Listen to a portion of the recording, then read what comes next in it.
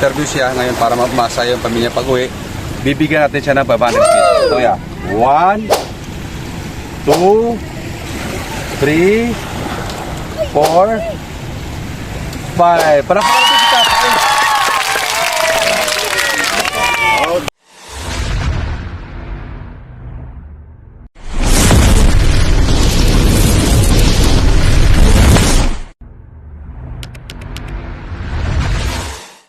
Mayroon kaming isang bangka na naambus. Si Kuya punta rito. Pogi! Pogi, mabili! Pogi! Sige na. Nalambat ka, meron ko interview sa iyo. Kailangan masagot ko na maayos. Baka matuwa ako. May premyo tayo niyan. Saan ulit mo kuya? Saan? Ito sa dulo, yun. Yun. Yan si Kuya. Bagong James ba? Kuya, anong gawin mo sa mga huli mo, Kuya? Bibenta para makabili mo dyan. Kaya namin. Araw-araw. Kuya, Kuya, araw-araw ba, Kuya? Ano ito, bigat ko? Minsan, Marami ka ba nakukuha ng ano? meron din. Minsan meron, minsan wala. Ha? Hindi naman araw-araw yun. Araw-araw. Sa pagpunta mo ng laot, Kuya, magkano ba ang kinikita mo? Saan ako tayo? Tabi-tabi mo na kami ko sa kay ulan. Ay, ulan. Ano ba? Ano na akong binibili yung importante bigas. Bigas, tapos Kaya sa bahay, dami. ngayon palagay mo kayo may ilang sila ng huli mo. Nasa 2 kilo natin, dalawang kilo. 1 kilo, magkano ba kilo kita mo dyan sa itaas? 40 ang yun. 40 ka po sa makatuwid. Meron kang 120. Pagkat 2 kilo. 3 kilo. Mga ganyan, magkano yun siya? Estimate mo lang ha? 120. Mga 20, 120 na lang. Ikaw bigyan ka ng pera. Tapos ang ibili mo dyan, may mga anak ka pa ba po yung estudyante? Oo, meron. Tatlo po. Sa tatlo, may asawa na. Pangalan mo?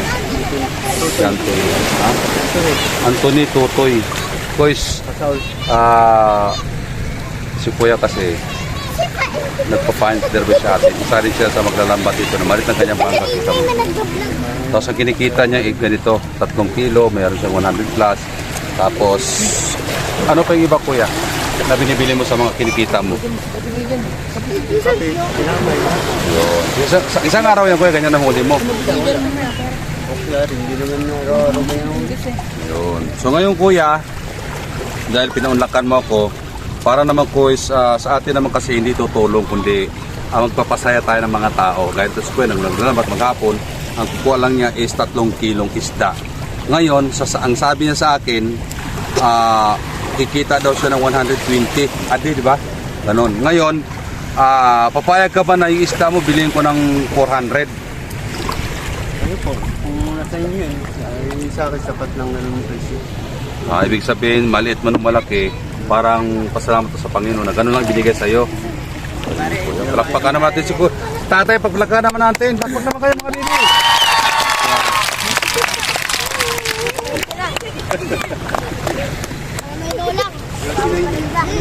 Ayun. So ngayon, okay na sa'yo yun. Papayaran ko siya ng 400.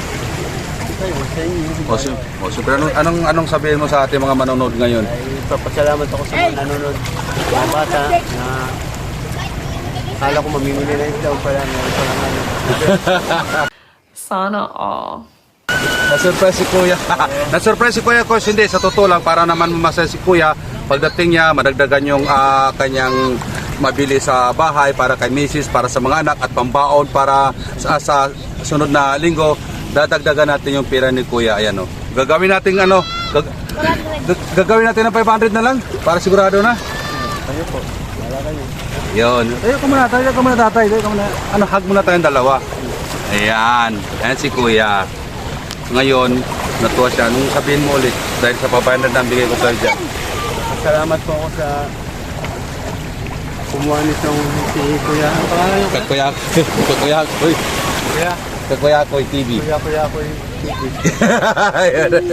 Papanoodin ko nga. Sito guys, bibigyan natin si Kuya ng para enjoy naman siya. Matuwa naman yung kanyang pamilya dahil siyempre maghapon siya nandito sa laot at saka binigyan niya tayo ng kumbaga sa konting oras. Binigyan tayo ng konting oras para ma-interview siya ngayon para masaya yung pamilya pag-uwi.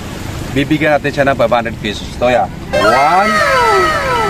2, 3, 4, 5. Palakpakan natin si tatay. Okay, wala kami talaki.